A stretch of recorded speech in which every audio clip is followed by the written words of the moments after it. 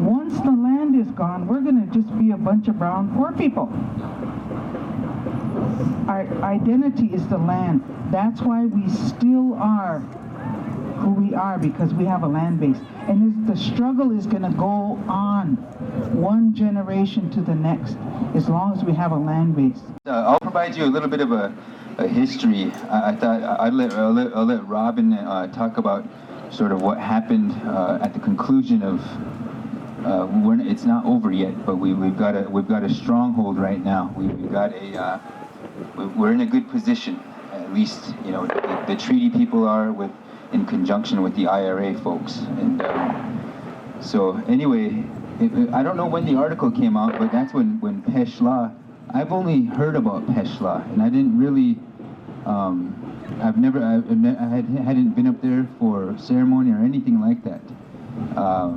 But I knew it was important because it was one of these sites, these specific sites, along with Mato Tipila, Mato Paha, Hihakaga, and Wind Cave, these sites where it was said that we actually followed the buffalo to these certain sites during certain seasons. We did this way before, during the buffalo days. And I know that we still do it because we're still here and we're still functioning. We're still Lakota, so I know that people are still doing those things. But Peshla was one of these places, and I read about it in July sometime.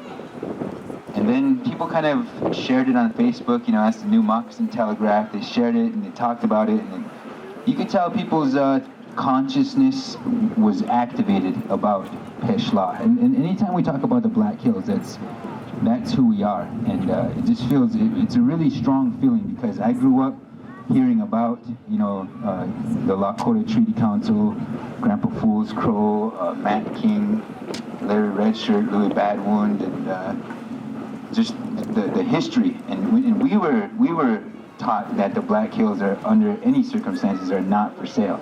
That's just how we were brought up, and it's strong in us. So we thank you for that. And but it's back. I mean, we're talking about the Black Hills again, and it feels really good. It's the right time for this to be happening. Anyhow, when I saw that Peshla was at risk, I thought, somebody should do something. We should do something. Somebody needs to do something. And I said that to myself for about 2 weeks. And then I thought, you know what?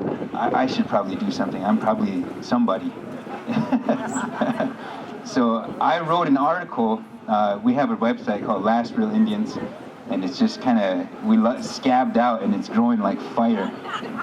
And I figured if I wrote an article about Peshla, we get at least 20,000 visitors per week, that we would at least get the voice out. And it happened like that.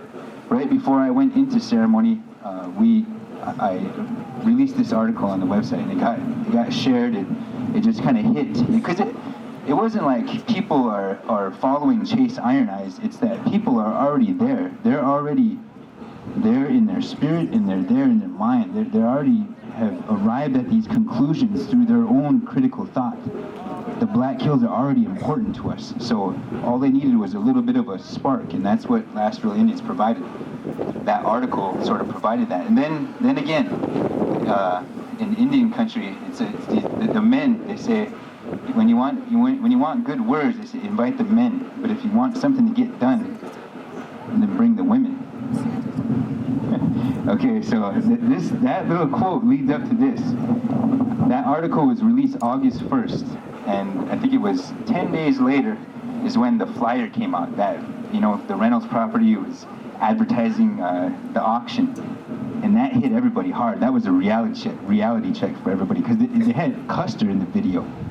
And anyway, we saw that, and then it really took off. You could tell people were just nahinchia. They were activated. And so my wife told me, why don't you go start raising money, And again, I just kind of sat around on that for a couple of days. I went to bed one night, and I woke up in the morning, and this is what she said. She said, hey, I wrote 2 things down for you, and those are your assignments. Just get them done. I created an Indiegogo account last night. You make a video and you link it, to a PayPal account so we can actually start raising money. That's how the whole Indiegogo thing started. Just my wife, no moccasin style, just created that in one night, and bam, that's what it took for the world to start paying attention. And then it just grew. It just ballooned. It just blossomed. It just caught fire. I mean, Al Jazeera picked it up. USA Today picked it up. United Nations Special Rapporteur James Anaya just took it on his own volition, on his own energy, and weighed in on the situation, which was huge. That was a huge coup, I thought, for us. That in the spirit of the movement, of our treaty leaders, of our grandmas and our aunties who've always backed us, we were back on the scene. That's what that meant. This started for us months ago. When our thippos started coming back, our tribal historic preservation officers come back telling us they're going to expand the road in East Rochford Road that goes through the heart of Peshla, and they're going to blacktop it. So everyone was kind of, talking about environmental impact statements and all of that, and kind of put it off to the back burner. Then we came down because we were fighting another cause for our Alder Vern Traversy, which some of you have his shirts on, and we're sitting there talking about civil rights in the Eagle Stop parking lot, and Peshla came up again. So we start talking about what we have to do to help stop this road from being blacktopped and expanded. Take it back to council and throw out Peshla there again, and kind of put back to the back burner. Then I buy a Native Son News, and right on the front page is Rodney Bordeaux, and it says, the nations only have till August 25th to come up with $10 million because Peshla is on the auction block. So as we start, gathering everyone, and the journey began at Buffalo Creek on the east of our reservation out towards Blackfoot. Just right where the buffalo come down to that creek, our buffalo herd comes down to that creek, we met there. We had thippos there, Phyllis Young was there, we had folks from Sisseton there, all kinds of grassroots people started organizing. So that kind of leads you up to this point of the timeline. And if I ever get removed from the IRA government, it's going to be because they're going to impeach me for speaking too much. Because they always try to gag order me, but I feel that I have an obligation to the Cheyenne River Oyate to speak the truth, to be honest, and to always let you guys know what's happening. And if we don't start uniting and coming together as people, then people are going to continue to walk all over us. It doesn't matter if we're from Cheyenne River or we're from Arizona or for New York or from our sisters and brothers up in Canada. We have IRA telling us they want to do this. We have different treaty groups telling us they want to do this. We have very respectable medicine and spiritual leaders telling us they want to do this. And everybody has a different thing that they want done. And all I'm asking for you guys to do is to take it back to whoever your spiritual leaders are, for your treaty council, your IRAs, and let's come together. Thursday, it got, some people went to Laura Brule and they sent me to Rapid City. And when I went to Rapid City, I thought I was going to be in a room full of other elected officials, but it wasn't. It was Mark Van Norman, Gay Kingman, myself, Terry Pachota, and Ike Schmidt from the Tribal Land Enterprise. And there they had negotiations too with the realtor. That realtor was there. So from there they decided what was going to happen and who was going to sign these papers. So they went back to the conference calls and they got everyone on and they signed them papers and they submitted them. And they said, we got one more person that came in. So the tribes came back again on a conference call. By then, I was on all the conference calls, but here my son, he went missing for over 13 hours, so we were out searching, and I didn't get on them last conference calls because my son was out missing, and they came out and they told me I couldn't speak anymore to the press or anyone. So I said, you know what, I've been asking for 2 weeks now, faithfully. Who's going to be the people signing off on this? Who's going to be the Great Sioux Nation spokesperson, and who's going to be the ones to back these loans that we're going to have to come up with the other half of the money? Who's going to do that? And them are some of the questions that we needed our other tribal leaders to be on the phones to do. So they did that. They got it together at the last, and here is Peshla. It's no longer on the market. It's going to belong to all of you guys, all of you. We are here to talk about a sacred place, a place called Peshla in the Black Hills.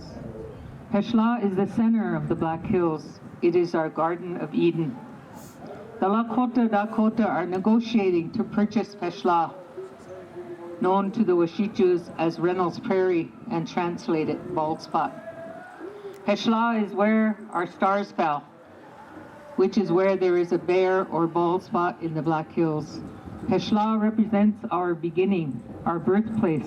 It represents the power of women, the power of water that comes from the 7 stars. It's the relationship between the Lakota Dakota and the Star Nations. As we know it, the stars are the holy breath of the Great Spirit, Onia of Wakantanka. This action to keep Peshla is a responsibility to our generations, our duty to our spirituality, to our freedom of religion and our birthright. This action is not for economic gain or political control. Peshla will remain a cultural and ceremonial place. Lakota Dakota, it is our duty, our obligation to uphold our cultural beliefs and connections to Mother Earth and the universe. Lila Wopila to the individuals and those who answered our call, the men, women, Ojis, tribal and spiritual leaders who motivated this spiritual quest to keep our sacred place. Lila Wopila to the tribal organizations and tribal nations who committed millions of dollars for this transaction, and a special Wopila to the Reynolds family. For Lakota Dakota, there is only a beginning, there is no end. And so as we continue and renew our belief systems and our ceremonies, Lehichiape, we urge our people to go to this sacred place, to pray, to do our ceremonies, to honor our women, to teach our children, to honor our water, and to honor all Lakota. Lehichiape, continue as human beings to contribute and share our life systems with the world and the universe, so peace at a bare spot, Peshla, becomes a universal symbol of peace everywhere. Lila Wopila to my ancestors for keeping this sacred belief for the next generations. That's my